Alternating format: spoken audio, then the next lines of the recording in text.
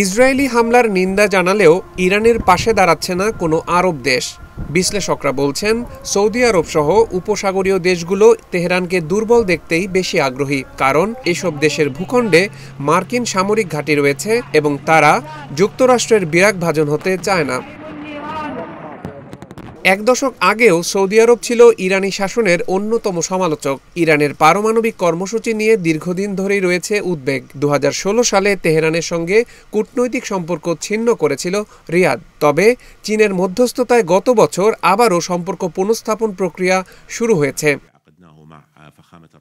গত শুক্রবার ইরানে ইসরায়েলি হামলার পর প্রথম দেশ হিসেবে সৌদি আরব নিন্দা জানায়। এরপর সংযুক্ত আরব আমিরাত, ওমান, কাতার, কুয়েত, বাহরাইন সহ অন্যান্য উপসাগরীয় রাষ্ট্রগুলো একই পথে হাঁটে। তবে বিশেষজ্ঞদের মতে এসব নিন্দা মূলত প্রতীকী। বাস্তবে তেহরানের পাশে দাঁড়ানোর ইচ্ছা কারোই নেই।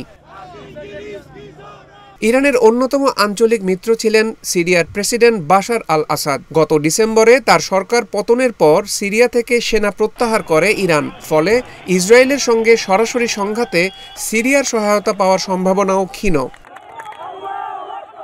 অন্যদিকে হামাস, হিজবুল্লাহ ও ইয়েমেনের হুতি বিদ্রোহীদেরও প্রায় নিষ্ক্রিয় করে তুলেছে ইসরায়েলি প্রতিরক্ষা বাহিনী IDF। গাজা, লেবানন ও ইয়েমেনে একাধিক হামলায় এসব গোষ্ঠীর বহু যোদ্ধা নিহত হয়েছে, ধ্বংস হয়েছে তাদের অস্ত্রভাণ্ডার। এর ফলে কার্যত একা হয়ে পড়েছে তেহরান। ইসরায়েলের সঙ্গে কূটনৈতিক সম্পর্ক ও অর্থনৈতিক স্বার্থের কারণে সরাসরি যুদ্ধ এড়িয়ে চলছে জর্ডান ও মিশরও। বিশ্লেষকরা বলছেন, যুক্তরাষ্ট্রের ঘনিষ্ঠ মিত্র হওয়ায় এই দুই দেশও সংঘাতে জড়াতে চায় না।